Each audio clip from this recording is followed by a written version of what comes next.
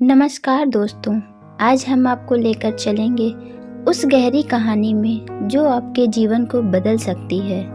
क्या आपने कभी सोचा है कि हमारे कर्मों का फल आखिर हमारे सामने क्यों आता है? भगवान शिव कहते हैं, मनुष्य अपने जीवन में जो कर्म तुम करते हो उनका फल अवश्य भोगना होगा। कोई भी कर्म व्यर्थ नहीं जाता। अच्छे कर्म तुम्हें सुख और समृद्धि देंगे और बुरे कर्म तुम्हें सीख देंगे। वे हमें यह भी बताते हैं कि जीवन में संकट और परेशानियां आती हैं, लेकिन धैर्य और सच्चाई के साथ सामना करने वाले कभी हारते नहीं हैं। अपने अहंकार और लोभ को त्यागो, प्रेम और दया को अपनाओ, यही असली शक्ति है। शिव जी कहते हैं, सत्य और धर्म की राह हमेशा आसान नहीं होती, लेकिन वही मार्ग तुम्हें मोक्ष और शांति की ओर ले जाएगा। कर्म करो, फल की चिंता मत करो और जीवन में संतुलन, धैर्य और प्रेम को अपनाओ। चलिए सुनते हैं यह कहानी। बहुत समय पुरानी बात है। नंदीग्राम नामक एक सुरम्य गांव, जिसके पास एक बहुत ही पवित्र नदी बहती है। दूर बहुत सारे पहाड़ दिखते हैं, हरे भरे खेत नदी के किनारे हैं। बच्चे खेल रहे हैं, महिलाएं पानी भर रही हैं। पूरा गांव मानो बहुत खुशहाल हो। गांव के ठीक बीचों बीच एक बहुत ही प्राचीन मंदिर है, शिव मंदिर, जहां गांव के मुखिया धर्मपाल रोज पूजा करते हैं। धर्मपाल एक बहुत ही न्यायप्रिय और दयालु व्यक्ति हैं। धर्मपाल शिवलिंग पर जल चढ़ाते हुए कहते हैं, हे भोलेनाथ, इस गांव पर अपनी कृपा हमेशा बनाए रखना। आपकी दया से ही हमारी फसलें फूलती फलती हैं और यहाँ की नदियाँ बहती हैं। गांव में कुछ ही दूरी पर एक युवा राजकुमार विक्रम रहता था, जो अपनी क्रूरता और अहंकार के लिए माना जाता था। विक्रम अपने सैनिकों के साथ शिकार पर निकला और वह गांव वालों को बहुत परेशान कर रहा था। विक्रम हंसते हुए कहता है, अरे मूर्खों, रास्ता छोड़ो। क्या तुम जानते नहीं कि मैं राजकुमार विक्रम हूँ? यह भूमि मेरी है, तुम्हारी नहीं। सभी गांव वाले डर गए और कहते हैं, राजकुमार, कृपया हमारी फसलों को नष्ट ना करें। यह हमारी जीविका है, इसके बिना हमारा जीवन संभव नहीं है। विक्रम कहता है, तुम्हारी फसलें? हा हा हा हा, मुझे क्या, ये सब मेरे मनोरंजन के लिए हैं। वहीं नदी के किनारे एक वृद्ध ऋषि ज्ञानदेव नाम के ध्यान कर रहे थे। राजकुमार विक्रम अपने घोड़े पर तेजी से आता है और जानबूझकर ऋषि को ध्यान से भंग कर देता है। वह घोड़े को ऋषि के बहुत करीब ले जाकर रोक देता है। ज्ञानदेव आंख खोलकर देखते हैं, राजकुमार, अपने अहंकार को नियंत्रित करो, प्रकृति का सम्मान करो। विक्रम क्रोधित हो गया। एक बूढ़ा भिखारी मुझे उपदेश देगा? तुम जानते भी हो मैं कौन हूं। और अपने सैनिकों को धक्का देने का आदेश देता है। जैसे ही सैनिक ऋषि को छूते हैं, एक अद्भुत ऊर्जा ऋषि से निकलती है।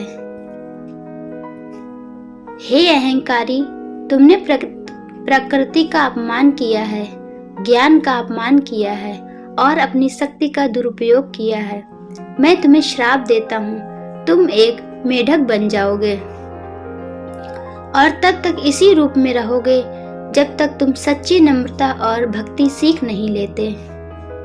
उसी समय एक तेज बिजली कड़कती है और राजकुमार विक्रम एक पल में एक बड़े से बदसूरत मेढक में बदल जाता है। उसके सभी सैनिक डरकर भाग जाते हैं। मेढक विक्रम नदी में कूद जाता है। गांव वाले जो यह सब देखकर डर रहे थे, आश्चर्य में पड़ जाते हैं। वहां के मुखिया धर्मपाल कहते हैं, यह तो एक ऋषि का श्राप है, अब इसका क्या होगा। मेढक विक्रम नदी में कई सालों तक अकेला रहा। उसने अब तक बहुत दुख और अकेलापन सहा। उसे अपनी पिछली जिंदगी याद है और वह अपने कर्मों पर पछता रहा है। अब वह उतना अहंकारी नहीं रहा, बल्कि बहुत नम्र हो गया है। वह अक्सर नदी के किनारे बने शिव मंदिर को हमेशा देखता ही रहता था। मेढक मन ही मन में यही बात सोचता, काश मैं अपनी गलती को सुधार पाता, काश मुझे माफ कर दिया जाता। गांव के मुखिया धर्मपाल बहुत बूढ़े हो गए थे। उनकी एक बेटी पार्वती है जो बहुत ही दयालु और शिव भक्त है। पार्वती रोज मंदिर आती है और मेढक को अक्सर नदी के किनारे देखती है। उसे मेढक में कुछ अजीब सी उदासी दिखती है। पार्वती मेढक को देखकर बहुत ही प्यार से उससे पूछती है, तुम इतने दुखी क्यों दिखते हो छोटे मेढक? और वह कुछ बोल ही नहीं पाता। एक दिन बहुत भयानक सूखा पड़ता है। सभी नदियां सूख जाती हैं, सभी फसलें बर्बाद होने लगती हैं। गांव में हाहाकार मच जाता है। धर्मपाल बहुत ही चिंतित होकर मंदिर में प्रार्थना कर रहे हैं, हे महादेव, यह कैसी परीक्षा है? हमारे गांव पर कृपा करिए महादेव। मेढक विक्रम यह देखकर कि गांव बहुत संकट में है, अपनी पुरानी पहचान भूलकर मदद करने की इच्छा महसूस करता है।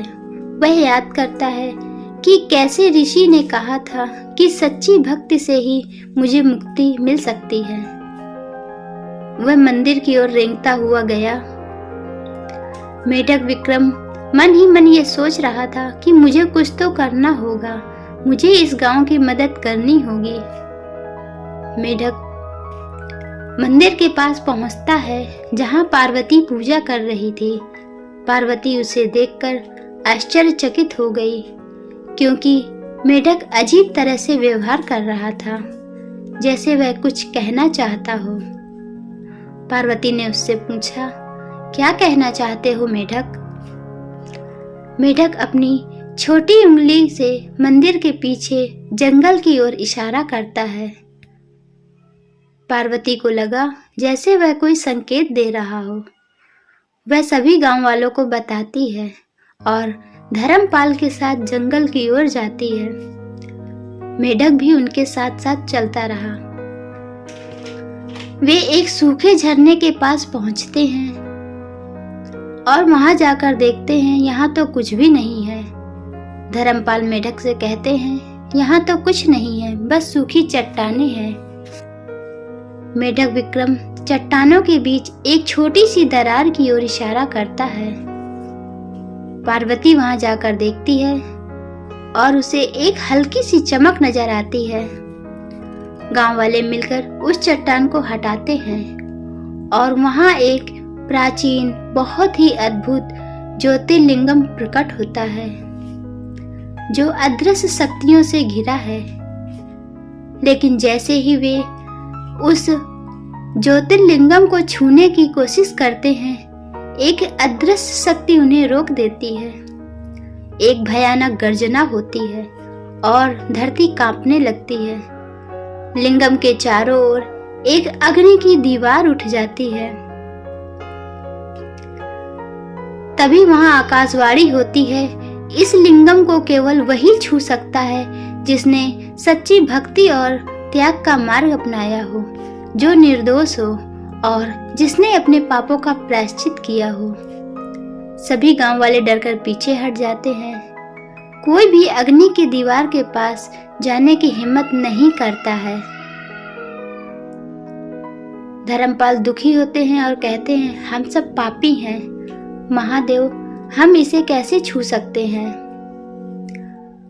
मेढक विक्रम अपने पिछले पापों को याद करता है और पश्चाताप से भरा होता है। वह अपनी जान की परवाह किए बिना अग्नि दीवार की ओर कूदता है। गांव वाले उसे रोकने की बहुत कोशिश करते हैं, पर वह नहीं रुका। पार्वती चिल्लाती है, नहीं मेढक, यह तुम्हें जला देगा। जैसे ही मेढक अग्नि की दीवार में कूदता है, गांव वाले अपनी आंखें बंद कर लेते हैं, लेकिन अग्नि उसे जलाती नहीं, बल्कि वह उसके शरीर से होते हुए गुजर जाती है। जैसे ही वह ज्योतिर्लिंगम को छूता है, एक तीव्र प्रकाश पूरे जंगल में फैलता है। अग्नि की दीवार ठंडी हो जाती है। उसी प्रकाश के बीच में मेढक विक्रम अपने मानव स्वरूप में बदल जाता है। वह अब एक विनम्र और तेजस्वी राजकुमार है, जिसके चेहरे पर कोई अहंकार नहीं, बल्कि शांति और भक्ति है। गांव वाले उसे देखकर हैरान रह जाते हैं। धर्मपाल और पार्वती खुशी से रो पड़ते हैं। राजकुमार विक्रम घुटनों के बल बैठकर आंखों में आंसू लिए बोलता है, हे महादेव, आपने मुझ पापी को क्षमा कर दिया। मैंने अपने अहंकार का प्रायश्चित किया है। जैसे ही विक्रम शिवलिंग को छूता है, शिवलिंग से एक जलधारा फूट पड़ती है, जो सूखे पड़े झरने को भर देती है। यह जलधारा इतनी तेजी से बही कि कुछ ही देर में वह एक बड़ी सी नदी में बदल गई और खेत फिर से भर जाते हैं। धर्मपाल बहुत ही खुश हुए और बोले, यह महादेव का चमत्कार है। राजकुमार विक्रम को मुक्ति मिल गई और हमारे गांव को भी। सभी गांव वाले बहुत तेजी से जयकारा लगाते हैं, जय भोलेनाथ, जय भोलेनाथ, हर हर महादेव, हर हर महादेव।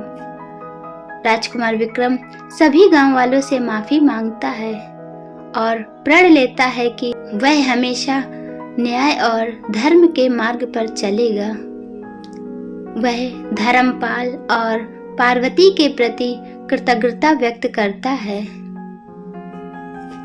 कुछ दिनों बाद गांव में फिर से खुशहाली लौट आई। फसलें लहलहा रही थीं, नदी पूरे वेग से बह रही थी। राजकुमार विक्रम एक न्यायप्रिय राजा बन गया। वह धर्मपाल और पार्वती के साथ मंदिर में पूजा कर रहा था। राजकुमार विक्रम बहुत ही शांत मन से बोलता है, महादेव की कृपा से मुझे दूसरा जीवन मिला है। मैं यह कभी नहीं भूलूंगा कि अहंकार का क्या परिणाम होता है और सच्ची भक्ति में ही शक्ति होती है। वह धर्मपाल को अपने राज्य का सबसे सम्मानित सलाहकार बनाता है और पार्वती के साथ मिलकर राज्य का कल्याण करता है। गांव वाले अब हर साल उस दिन को महादेव के न्याय का दिन के रूप में मनाते हैं, जहां नंदीग्राम में शांति, खुशहाली और भक्ति का वातावरण है। दूर पहाड़ों पर सूर्य चमक रहा है, जो महादेव की महिमा का प्रतीक है। दोस्तों, इस कहानी से हमें यही शिक्षा मिलती है कि अगर हम कितने भी पापी क्यों ना हों, अगर सच्चे मन से उसका प्रायश्चित करते हैं तो भगवान हम पर कृपा करते ही हैं। दोस्तों, अगर आपको यह वीडियो अच्छी लगी हो तो इसे ज़्यादा से ज़्यादा शेयर करें। हमारे चैनल पर नए हो तो चैनल को सब्सक्राइब कीजिए और कमेंट में हर हर महादेव जरूर लिखिए। धन्यवाद।